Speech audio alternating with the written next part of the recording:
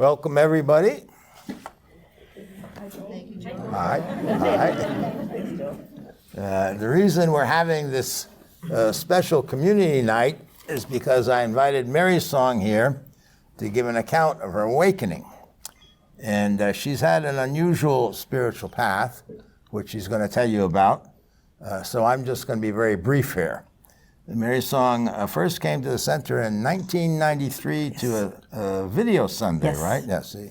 And she's been coming off and on ever since. Mostly on. Mostly on, yes, but some off. A little bit, yeah. And a number of years ago, she started telling me about an awakening and some spiritual experiences she had subsequently. And after a while, I became convinced that they had resulted in an irreversible transformation that altered her life. So I invited her to come and give an account of this to all of you. And at the time, she declined. And she's going to tell you why. That was a few years ago, but now she's ready. And so here we are. So without further ado. Thank you, Joel. You're welcome, Mary Song. Thank you, Todd. I'm going to turn it over to you, and we're going to skedaddle. All right.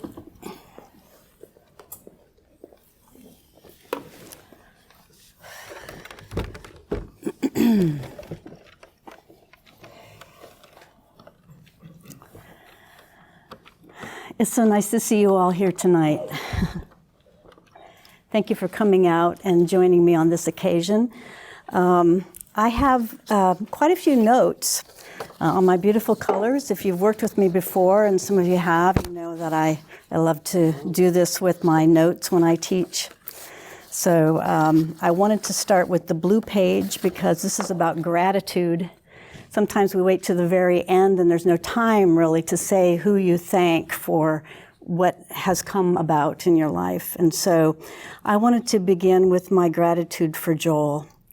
So Joel is someone who has never really encouraged people to show gratitude or express it or to bow down or any of these sorts of things. I've known this to be true. But I have such gratitude for Joel in my life for so many years now. So 1993 is when I first came to the center. And I have quite a bit to tell you about that as we continue on with this talk, but I want to just take a moment to bow to Joel in gratitude. Thank you so much.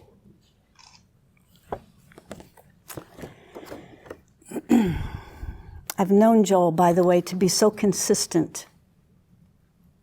And I see many of you here who have been as long as I, or longer perhaps, and you know the consistency, the transparency, and the accessibility that he has given us and created this center. So I do feel overwhelming gratitude for Joel.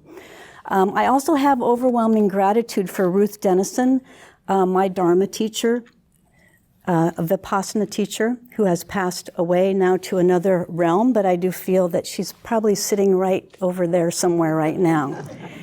And to Ruth, I could bow down. We had a Buddha, we all bowed, but I could bow to her. I could put my forehead on the floor in gratitude, weeping with my hands open.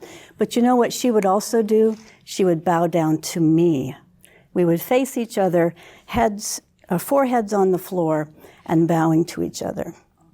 So with Ruth, I did express a lot of gratitude while she was alive, and I continue to this day. Her teacher, U Ba Khin of Burma, told her, "Ruth, be ruthless." And she was ruthless in more ways than one. And so that's coming up a little bit later. And then I want to take time to thank the people who have been in writing workshops with me. I see your smiling faces. It's wonderful. And I have so much gratitude for you because you helped me in ways you were not aware of at the time. As I was testing the waters, I was moving from teaching in classrooms. For many years I did this, and then just testing it in the spiritual arena. And you were there to help me do this, and we continue to do it. And so I thank all of you for helping me with that. And then I want to thank a few more people, Nirja Thank you so much. I'd like to thank Janis Joplin, Anne Frank, Gloria Steinem, and Xena Warrior Princess. So those are my gratitudes. Thank you so much. Good to hear you laugh. Good to hear you all laugh. So if I were to tell you my whole life story, it would take a long time because now I'm 65 years old. So I need to jump, I had to cut to the chase. So I wrote this, I said, okay, I'm starting at 31 years old. Okay, so I'm cutting off that whole leading up. And so we can talk privately if you want to know about my childhood and such. But getting to the good stuff, okay, I'm 31 years old in 1985, and I'm ill. I have a pretty serious illness happening, and it's leading to surgery. Now, prior to this, I wrote a note to myself. I was mostly interested in love, romance, sex, true, and becoming the best in my field. At the time, I was doing radio broadcasting, but I also did photography, filmmaking. These were the things I want to be the best. I want to become the best. I want to be recognized for my great work. And so, when this illness came up, I found intense terror. If you've ever faced surgery, you know, they come to you and they say, you must sign this line that we've informed you could die on the table. You know, I'm 31 years old, I don't feel good, and I signed the line. So the day of surgery, my blood ran cold. I can recall so clearly. They come with the gurney, they put you on the gurney. I'm just shivering with fear. This is it, you know. They took me into surgery. The surgeon was a friend of mine, and she looked me in the eye, and she took hold of my hand, and she said, start counting backward. I had maybe 2 numbers, beep, and then there I am again, okay? When she took my hand, I had an acute awareness.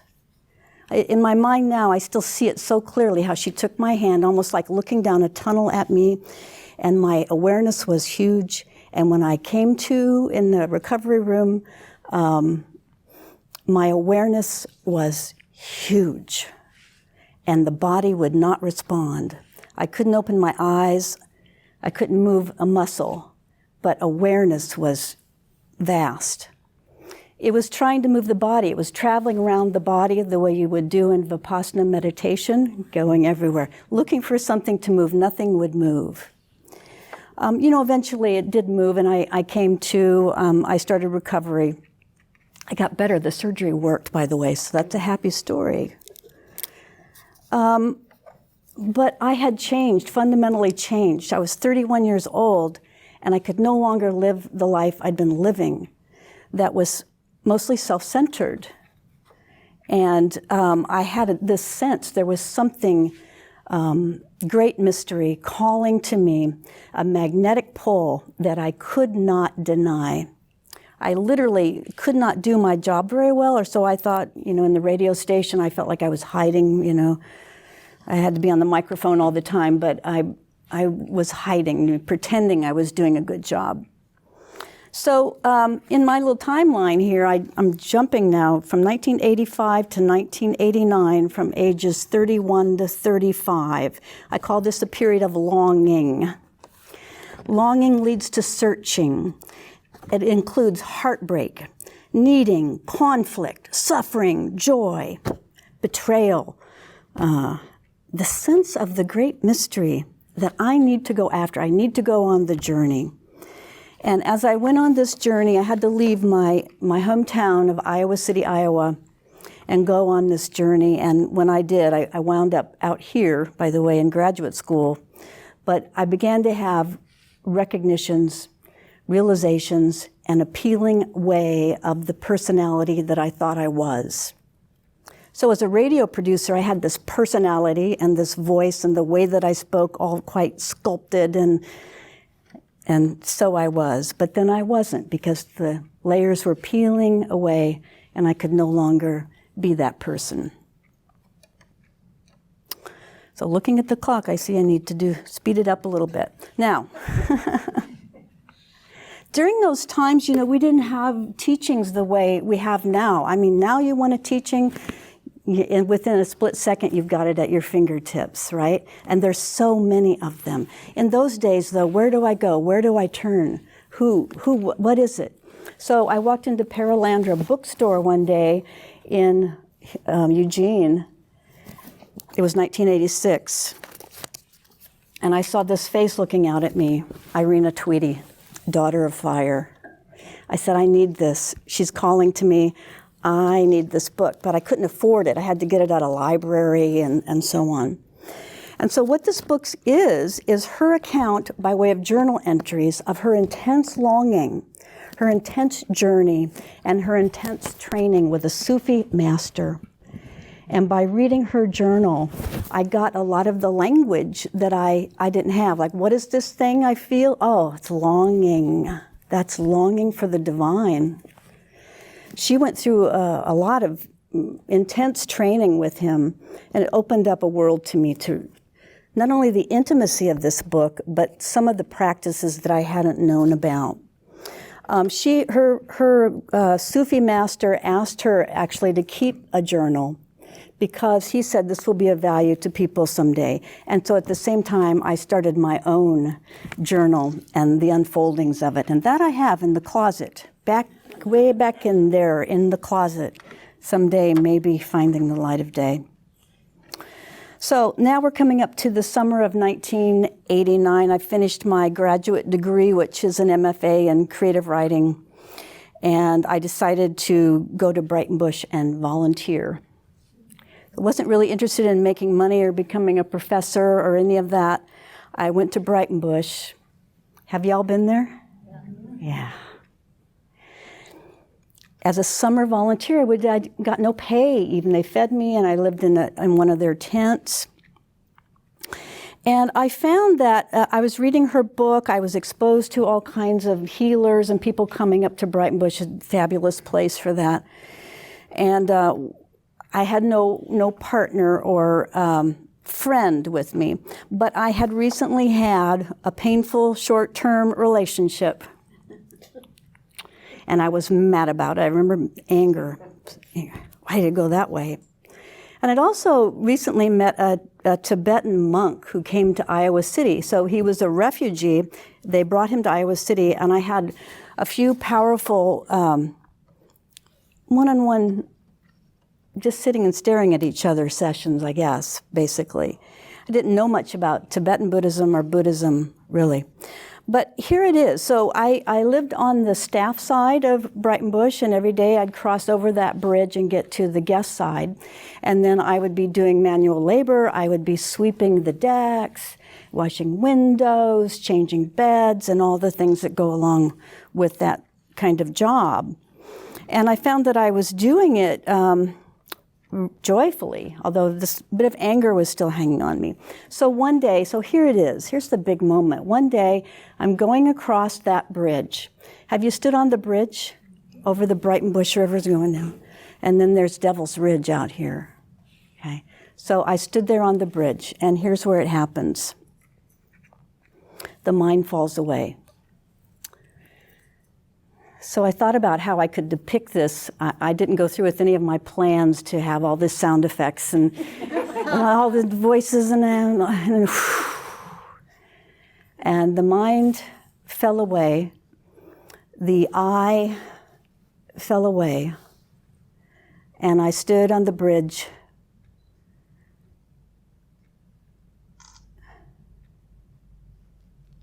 Like this.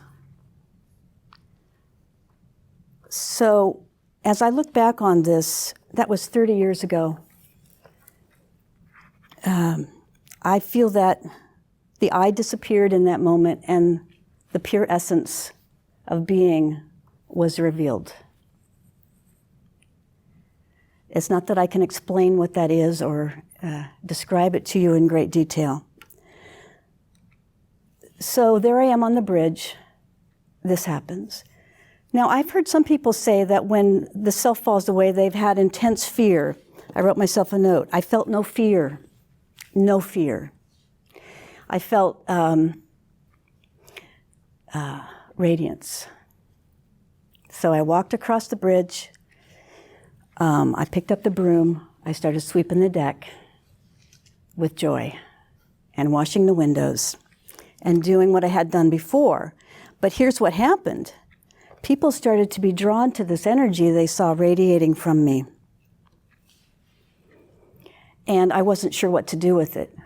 You know, some thought, well, this is about sex, you know, sexual attraction. I thought, that's not what this is, you know. I don't want to be involved in this way. And people are coming, guests are coming. What do you have? They look me in the face. What do you have? What's going on with you? And I would sort of just stand there because I didn't know what to say, really. I also recall times like walking up to a group of staff, standing there talking, just your run-of-the-mill everyday talking. I'd walk up and my mind wasn't functioning in the same way, so the conditioned responses were not there. How do you join in conversation? I was just standing there in presence, and they would all look at me. And then I precisely remember walking into the dining hall and looking around at everything and seeing somehow that everything was a projection of the mind. I almost felt as though I could see the spaces in between the frames that were being projected out onto the wall. So this went on for weeks. This state of being went on for weeks.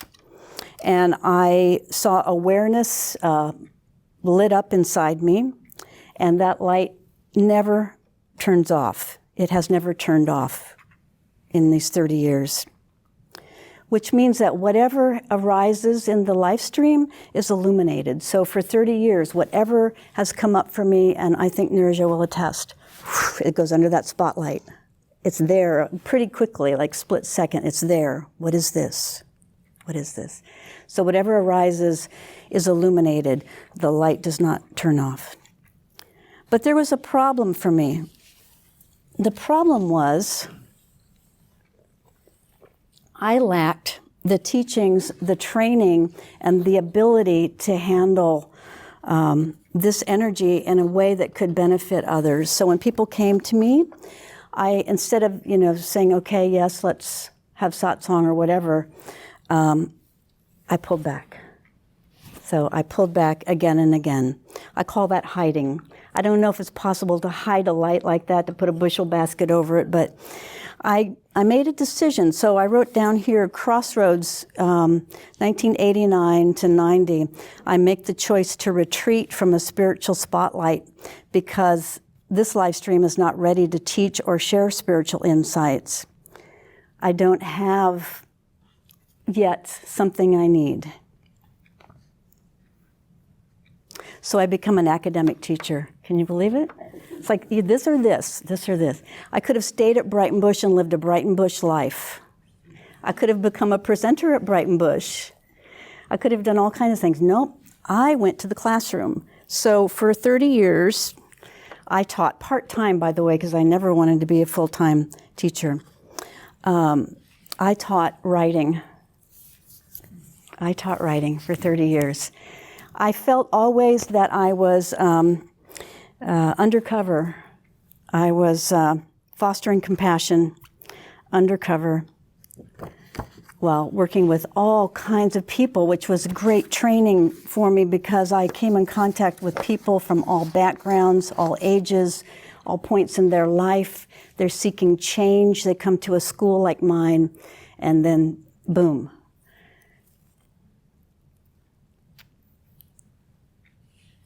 So a little bit more about that later, perhaps. So I want to come back now to 1990. I haven't yet met Joel. See, this is a long story. 1990, after I taught a school year, I came back to Brighton Bush for the summer. This time they paid me a little bit. But the important things about 1990 is I met Nirja. And importantly, I met Ruth Dennison. Ruth Dennison was at Brighton Bush leading a 10-day Vipassana retreat. And when I came upon her, I saw the most beautiful emanation of truth.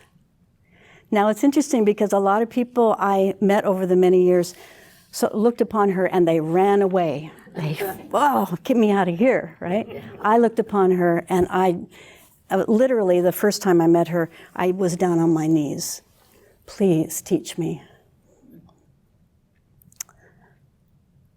Because my mind stood at attention. I mean, that's what I think. You know, you're in the presence of a teacher when your mind, you don't have time to fantasize and all this stuff.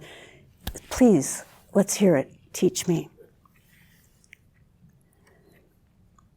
She was so eccentric and dramatic and fun and harsh.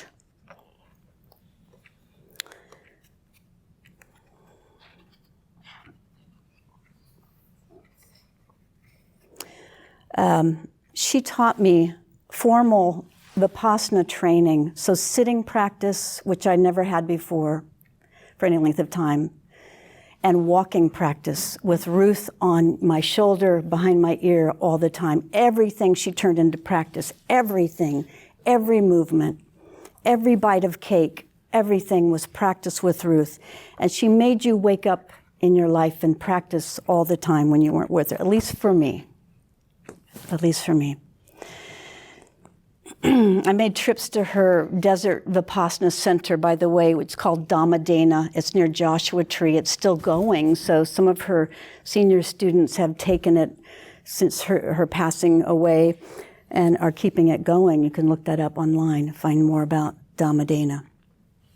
So meanwhile, Neeraj and I, we're traveling around in a Volkswagen van. We're having lots of fun. We're going to places like the Lama Foundation. We're seeking and looking for community and having juicy, luscious times in the world. And then we come to Eugene. So this is a coming back to Eugene for me in 1993. And so we find a place to live out in Veneta, actually. And then we're looking for stuff to do, and I pick up a What's Happening, and I look, and there's that listing. Oh, Video Sunday at the Center for Sacred Sciences happened to be someone I had met at the Lama Foundation. Let's go see that. And so there we were at the center, which was at the Fillmore Street house, which was a teeny tiny, itty bitty little house, a little house. And Joel always sat way down on the floor. We sat around him, and then up on the couch, maybe 16 people, right, Clavon? Something like this. Todd? Yeah. I love those days. Those were the days for me when we were there on the floor with Joel. Oh, they were so good. There on the floor with Joel.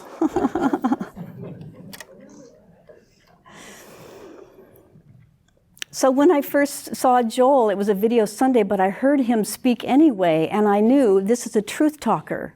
Here now is another teacher. Here now is a teacher in my backyard. And I wanted here to be with this teacher as well. Ruth Dennison had no problem with this. Joel had no problem with my having Ruth Dennison. Joel always welcomed people wherever they were in their paths. And what she was telling me and what he was telling me were one and the same, so that worked very well. With Joel, we also did formal sitting practice, walking practice. We went on retreats. We studied lots of different texts. We did Peace Pilgrim. We did The Eye Never Sleeps. We did Tibetan dream yoga. Joel led dream groups. It was wonderful, wonderful time that we did all of these things together. And then, yes, 1994. I recall going to the center, and I had some agitation. I said, Joel, I'm going back to Iowa to visit my parents, and I feel some agitation, because I go there and they just demolish me, no matter how happy I am or I'm feeling good, I go there and wham, somehow. I love them dearly. I miss them very, very much. But I'd go to my parents and whoosh. So Joel said, go is nothing. Go is nothing. Now, I went on that trip to my parents, and the entire time I was there, I was thinking, go as nothing, go as nothing, go as nothing, go as nothing. What does this mean? I can remember being on a tall 2-story ladder outside the house with a paintbrush in my hand saying, go as nothing, go as nothing. Anyway, it was quite fruitful teaching for me, and when I came back to the center, and so Hiromi's coming up. When I came back to the center, I told Joel what happened. He said, okay, tell me the story again. We're going to record this. It was a Sunday talk. And I just listened to the talk again, so you can all hear the talk. It's dated May 29th, 1994, where I come back to Joel and report on the Go as Nothing teaching. Hiromi wrote a chant for Go as Nothing, going to lead us. I'm going to take a little break and breathe deeply before I continue.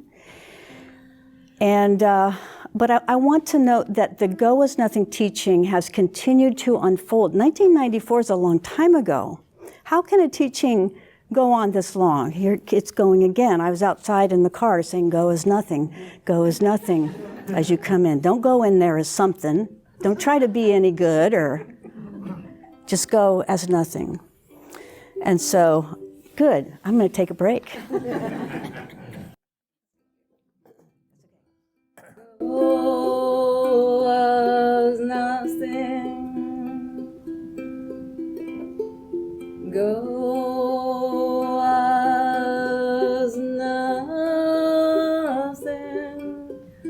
Go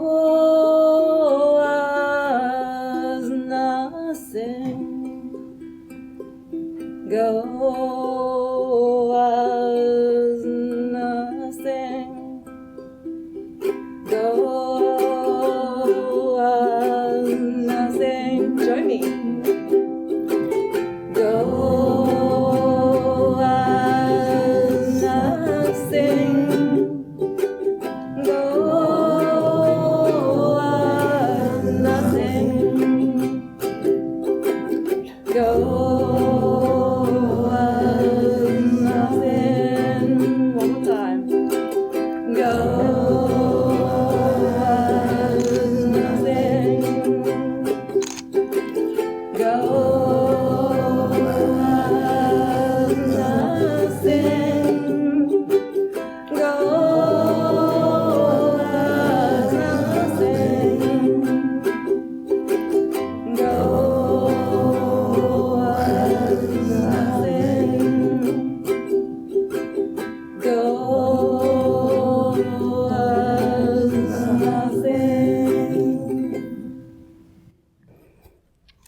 Woo.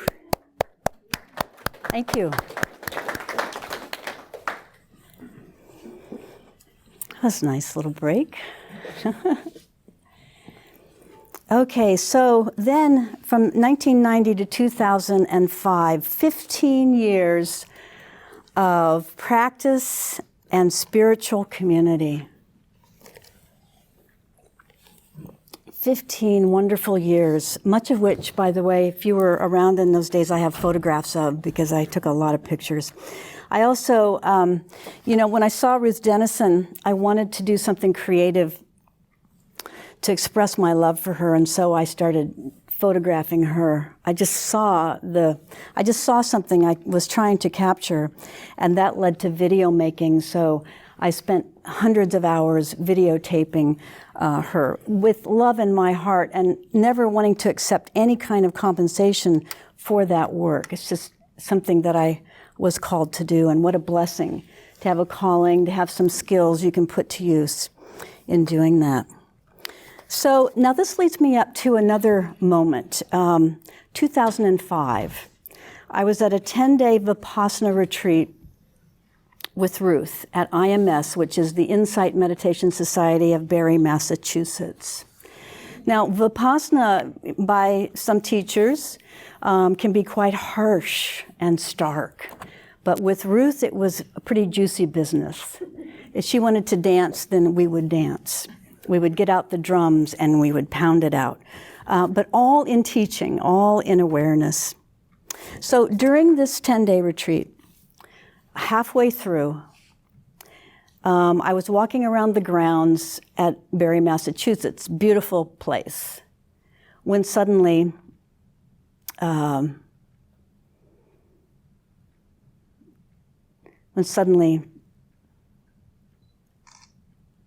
self fell away. It just doesn't express it. The self fell away. I call this a no self experience, because in that moment I was walking around, it's as though the body disappeared. The head was gone. The presence was moving about there. This was not a problem. I wasn't afraid. There was no fear. It was, again, radiant bliss was pouring through. And then when you're on a retreat like that, you hear the bells calling you, come back, it's time to sit again. So I come back, I walk into the Zendo meditation hall, and I see the people, and I say to myself, there I am. There I am. And then I sit down in my place, and I see the teacher come in, and I say, there I am. But actually, that still falls short, because it's not like I am, there I am. It's like there is. There is everything that's emanating from the one source. It's like all one source. So this was no problem. And I did not race over to Ruth to tell her the great news. Why bother her? She's got so much to do. Why bother her with that? So I didn't tell her. Now that night, I hit a big roadblock. I almost feel like I need a song for this, but I don't have one. That night, I woke up in the middle of the night feeling as though someone had struck me right in the throat, right there. It hurt so bad. I thought, oh my God, I'm about to be really sick here. And I said, oh, what am I going to do? I need echinacea or something. Oh, it hurt so bad. The next morning, though, I thought, well, I'm not sick with any sort of cold. I had this intense pain in my throat chakra where you speak the truth. It hurt so bad. I went to meditation. I didn't want to be away. The magnetic pull was strong. I sat in meditation, which was long, probably, an hour and a half or something. And when I started to get up, I felt the pain just flood through my body, all joints, up and down my arms and legs, my hands and feet. So I went home and realized that something had happened to me right then in that moment. What was it? I don't know. But many tests were run and many things were tried, and I was diagnosed with an autoimmune disorder. So I decided as I was getting this ready, I'm not going to go into a lot of detail, but some of you in private might want to talk to me about it, or I don't mind talking about it. I just feel it would take too much time to go into it. So this was something I couldn't shake easily, even with all kinds of medications and alternative medicines and all the practices I could possibly find. I could not shake this. And it led me to 10 years of reclusiveness. So when your body's inflamed, your joints and everything hurts, you don't really want to do much with people. So I just felt the energy go inside. Now I continue to teach my classes at school and do all kinds of things, but in terms of socializing, if you're a friend of mine from long ago, you might have noticed I was missing for about 10 years, right? About 10 years. Okay. During that time, there were a lot of lessons that came to me, a lot of realizations, a lot of wonderful moments mixed in with this painful illness. It's not that it was all bad or anything. I still had compassionate heart. Even more so when you suffer physically, it's not just you in the world suffering, it's everywhere around the world people suffering this way. And so it kind of breaks you open, breaks you wide open. I never said why me, but I always wondered if my immune system reacted to that no self experience and was pulling me back in, down. I don't know. In 2014, though, I started to emerge from that reclusiveness. So 10 years reclusive, I start to emerge, and I'm not sure why. I think I'd have to investigate a little bit more on my notes or whatever to come up with something why. But I think I started to radiate a little bit more again. So radiating. And I was coming to the center. I was now 60 years old. So I started at 31 on the Brighton Bush Bridge. Now I'm 60 years old. And Joel called me in to talk to me. And you interviewed me. Whoops, sorry about that. Microphone. And you interviewed me. We had a long talk. And I won't go into detail about that except for that at that moment, then at the end of the talk, Joel invited me to step forward as a teacher at the center. When he asked me this, it was in January, by the way. I have it on my calendar. It was a big event, big, huge event for me. Wow. I was absolutely speechless. I came home. I couldn't speak. It's like this, no words, nothing's coming. And I was waiting, like I knew to do something like that, it had to be an absolute yes, right? If there's some hesitation, if there's anything holding you back, you cannot say yes to something like that. And so I waited. And I thought, okay, I'm sure I came back to you, Joel. I must have come back and said, there's this stuff.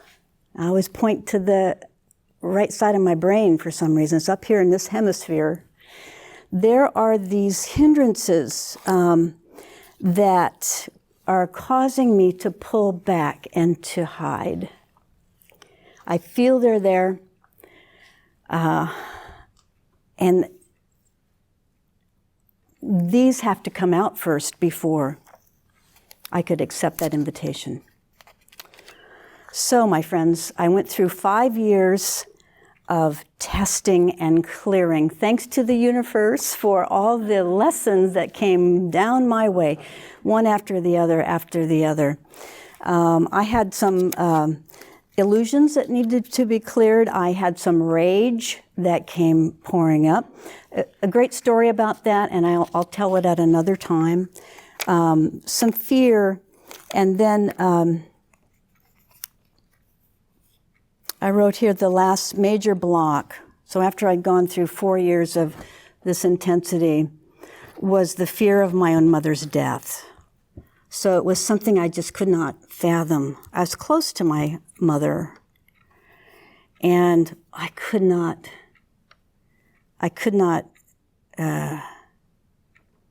didn't want that to have to be one of them. Don't let it be that one. Have to have that one be cleared? Come on. But that's the one that had to be cleared. She was 93 years old, and she told me she was ready. Was I ready? So I had the good fortune to be with her as she passed away. I was with her actually a couple of weeks ahead of that, and all the way up to the very end. And during that time, I found myself like just the bottom falling out of the relationship that I'd had with her, so that I was with her as a loving presence, as a compassion, rather than as this daughter holding tight to her. So my mother had a deathbed confession to me only. I already knew what it was, but she had never been able to express it.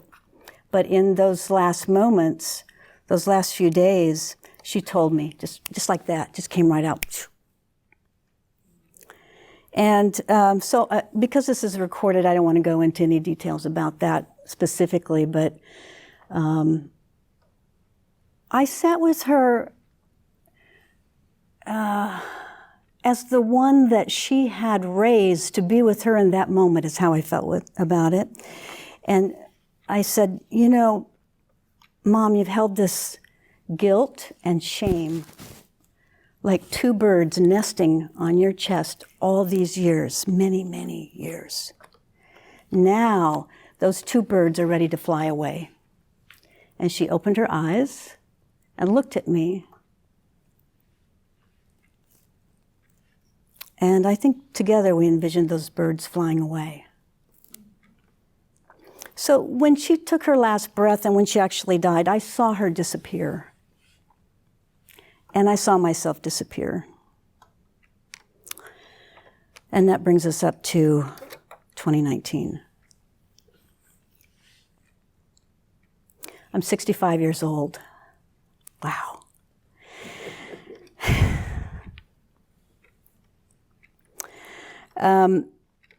I spent 30 years teaching college-level writing courses, as I said, and just last spring, the ideas started to pour through me about what else I could do. What could you do? You know, you've got all this experience teaching, being with people, encouraging people, using writing, and so on. So last spring, here at the center, I started offering spiritual writing workshops and found that it was a completely natural fit for me. It was effortless and intuitive. So it's not like I had to sit home and calculate how to do this and how to do that. Just unfolding and unfolding. So that led me back to Joel and my saying, the time has come. And so I decided then to accept the offer, and we set a date, which is today. Yes. I had some cold feet a few weeks back. I got sick with a cold, and I thought, I can't go through with this, you know, I can't, I don't. And then I realized, the time has come, okay? You're going to do this, so let's do it. So that brings me to the end of all of my notes. I just want to say that for me, I've had some intense, sudden awakenings. I've had unfoldings that go across decades. So I don't know what that says, how you might analyze that or criticize that even, but it continues to unfold. So I don't know what comes next or how things will look as they go through the days, day by day. But I do feel that I've crossed a line where now it's about selfless service. How may I serve? And so what are your natural gifts and talents? How may you serve intuitively, effortlessly, and so on? So with that, I'm going to see if any of you have a question for me.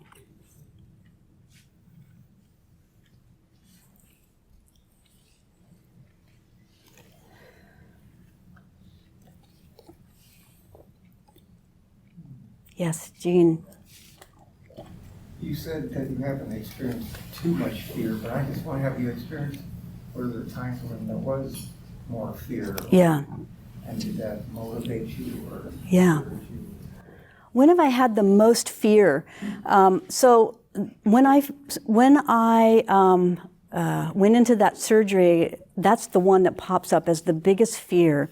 And then the fear of my mother's death was a biggie. But in between those times, Neeraj and I would actually find ourselves in situations where fear was like a spiritual practice. We had an episode where we were caught in a flash flood, the two of us alone in the wilderness of Utah, when a flood came and took all of our everything. And we're out there in the storm with thunder and lightning. And I was out there on a rock saying, "This is fear, this is fear." So I guess what I have found is that if it's fear or some other kind of agitation, there's always some way that we can celebrate that or look at that in a different way, which kind of plays into the way I use creative writing in my workshops. We might look at fear, write a character who's in fear, and actually, you know, there's a miracle in doing that. You know, creating a character and giving them, imbuing them with those kinds of feelings. So I've come to see myself, or the story I'm telling you about this self, Mary's song, as a work of fiction. Okay. So as a writer, you know, you bring things to a peak and they come down, and you know, so on and on they go. Does that answer your question? Yes. Thank you. Mary-san? Yes. Practice. Yeah. Have there been practices through the years that you have stayed with, or have you changed your practices? I'm glad you brought that up, actually, because I want to call out the precepts as a practice. I did have a copy here. Well, anyway, you know what they are. Right here. So the precepts, when Joel, we all sat on the floor, right, and we recited these precepts, I took this so seriously and found that they just became a part of me, so that in everything I did, I was practicing these 10 things. This was great to do in classroom when no one knows what you're doing, right? It was a great place for practicing precepts. So precept practice is a great one to do, and you know, get it into you so that it's just there all the time. And then Vipassana practice. Vipassana is a type of Buddhist practice. It's also called insight meditation, and it's about dwelling in the sensations of the body to the point where the body, you realize, is not a solid. I mean, there's much more to it than that. But when I met Ruth Dennison, I was a natural already at Vipassana, and with her I was able to develop that pinpointed focus, traveling through the body and feeling what is here, seeing, hearing, tasting, touching, smelling. So Vipassana practice. Any kind of meditation practice is very useful. Anytime that you can still yourself is very important. Certain mantras too. Ruth, she would have us chant often, and one that stuck with me was breathing in, breathing out, in awareness, knowing it. So let's say I'm in a tight situation, like I'm on an airplane and they say, everybody, we're going to have turbulence. I might say to myself, breathing in, breathing out, in awareness, knowing it. Because I actually don't want to miss what's going on, you know, go into terror. Does that answer your question? Also, writing practice. For me, writing has been a great tool to keep in touch with what's going on exactly. How can I unfold this a little more and a little more? So sometimes poetry will come out, or you know, fiction comes out, but that relationship with myself, or the so-called self, has been exposed to me through writing. And I love that. Since I was a child, like 6 years old, I've had that relationship with writing and myself. Good. Yes, Vip. You made reference to that hiding your light, Yeah. your bushel kind of thing. And I think that was as of the age 31 and the Brighton Bush phase. And then there were certain periods of that ever since that you just seem to have recently emerged. Mm-hmm. And what do you think that was about?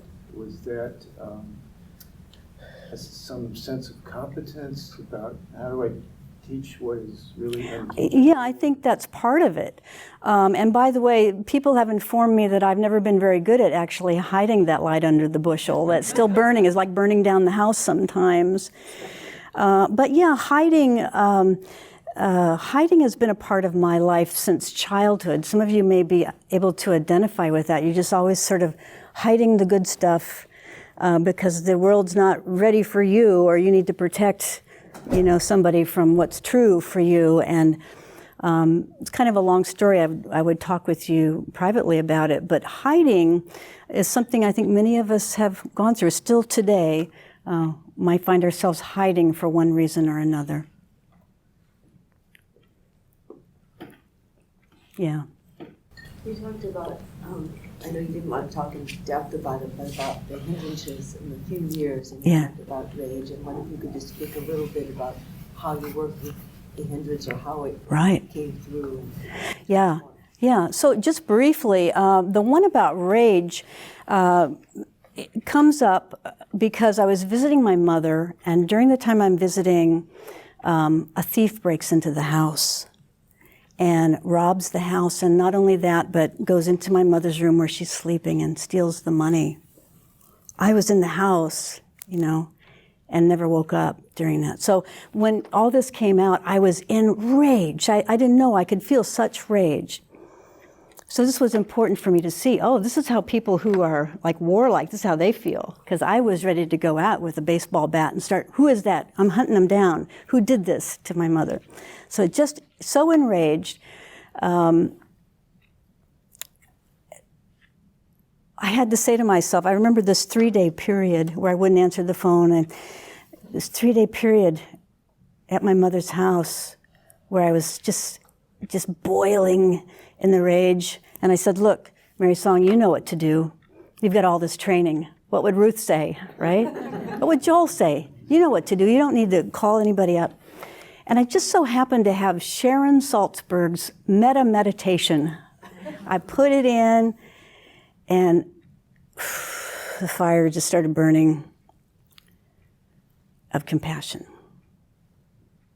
So I started reciting metta prayers for myself, for my mother, and for the robber. Does that answer your question? Yeah. So when you get all of these practices, you try all of these different things. They're like tools in your toolkit, and they will come up when you need them most, right? And in the classroom, I have always found this to be true. I have great confidence that compassion will lead the way when I go into a classroom at a school where there's people from all backgrounds, and whatever situation arises and everything comes up, I have faith that compassion will lead me. I don't know what to do. What do? Compassion will lead. And as I listened to the Go As Nothing dialogue that Joel and I had in 1994, I realized that what he was saying in Go As Nothing is don't try to be anything else. Just go, and when nothing is there, he said love arises. Love is there. That's what's naturally there anyway. Get out of the way. To me, I call it compassion, but it's the same thing. So Go As Nothing teaching it's like a koan that continues to unfold. It's a practice too that you have to listen for it. You have to catch it, because I think we get a lot of these kinds of things that just go right on by. It's gone. So listen for those things to come up. So we have another song. Does anybody have a last question? Before the song. Okay, you go ahead, Joel. We still have a little business to do. Okay. Because the way things work around here, you become a center teacher if people ask you to teach. She already has my seal of approval, but that does not make her a center teacher. Our tradition, going back to me, started because I had no idea of becoming a teacher, and people started asking me to teach. So I started teaching, and that's how it began here anyway. And every center teacher here has been asked to teach. So you've heard her account of awakening. You had a chance to ask her some questions. Does anybody want her to be a center teacher?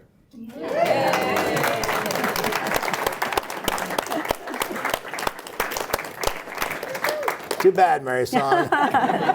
You're in for it now. Thank you, Joel. Thank you so much. Okay. Now we can proceed Okay. with. And so that said, we'll see how this unfolds from here on. But it's funny, I was playing this out in my mind, imagining everybody saying, no, we don't want her to teach, go on home. I said, well, that'll be okay too. That'd be all right too. So. Here's a little song I wrote. You might want to sing it note by note, don't worry. Be happy. Yeah! Thank you. I loved it. Nothing and be happy.